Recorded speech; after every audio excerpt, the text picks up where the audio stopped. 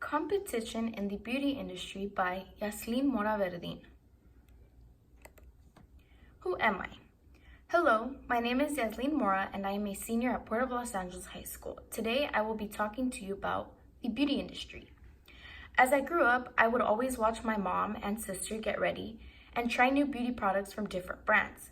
This caused me to find interest in beauty and experiment with products on my own, which is why I decided to do my research presentation on this topic. Here are a few pictures that describe myself. So that is my school, Port of Los Angeles High School, and then there's a picture of my sister, my mom, and myself once we're all dolled up. And here is a picture of beauty products from different brands, and they're all similar. The reason I selected this topic is because the beauty industry is growing due to all the YouTube influencers or quote-unquote beauty gurus. As I began my research, I felt as if I already knew so much information, but I realized that there was a lot more to learn. Therefore, I thought it would be very interesting to research. Also, I love anything beauty related and felt the need to expand my knowledge.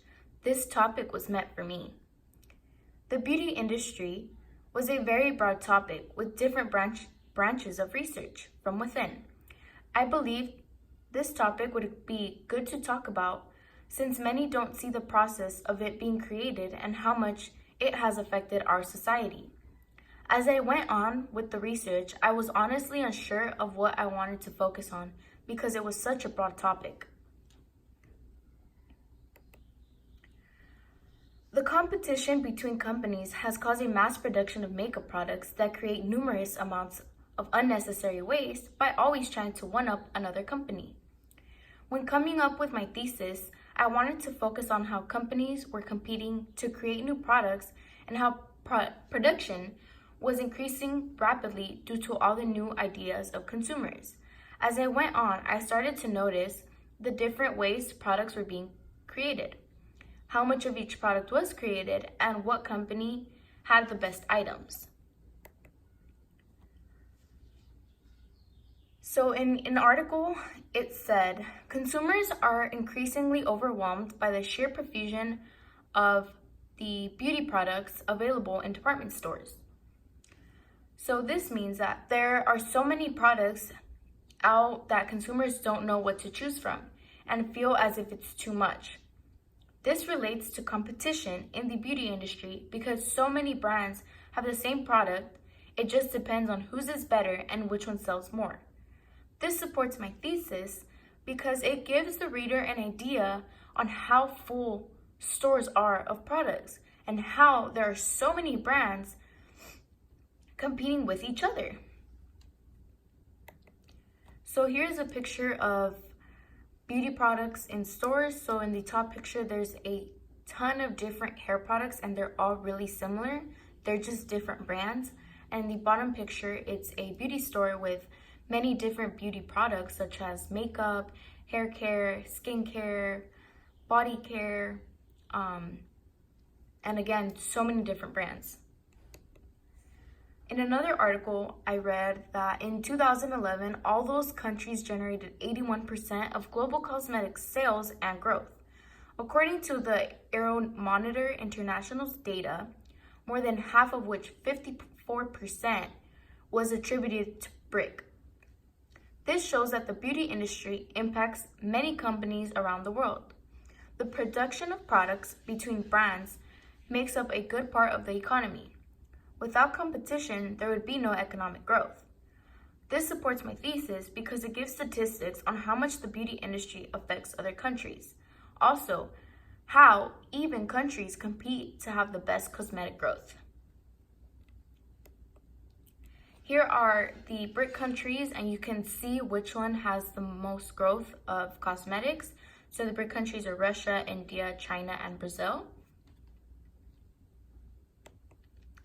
In another article, I read that the entire cosmetic supply chain can have an impact on sustainability. So it's important to consider all steps in the life cycle of a product. In order to have a successful product, you need to pay attention to every detail.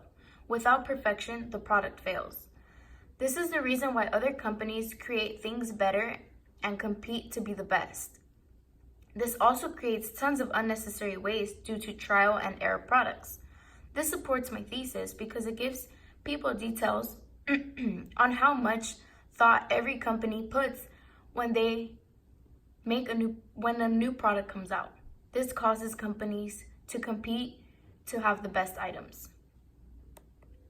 Here are two pictures of the life cycle of products.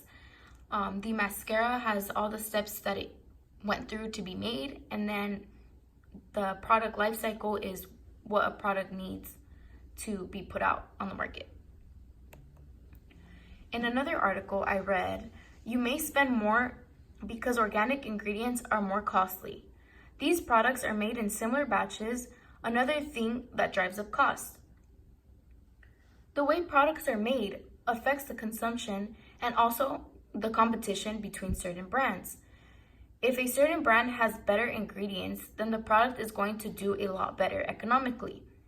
All products are similar, they are just different brands, which is why companies compete. This quote supports the thesis because brands are creating unnecessary waste by producing similar products. As it says in the quote, cosmetics are made similarly. Here are some natural ingredients that go into products, and as you can see, there's a few products on the pictures.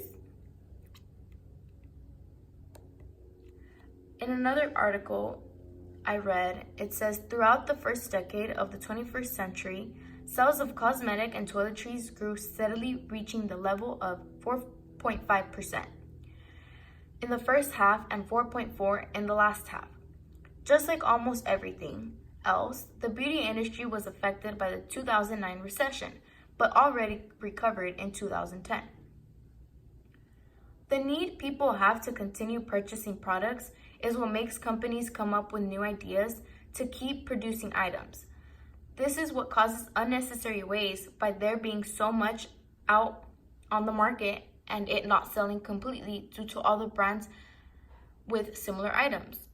I believe this is a valid quote because it shows how the economy is growing due to consumerism, and it gives its statistics of cosmetic growth. Here's a picture of statistics of cosmetic growth, which is per capita consumption. So the government really needs to put a stop on all production. It can become overwhelming. The industry is producing too quickly that it prevents many from fully enjoying life. There is not enough days or time to fully use up everything that is already out on the market. Instead of businesses producing so much, they should only have a few good products that are going to be beneficial all throughout the business lifetime.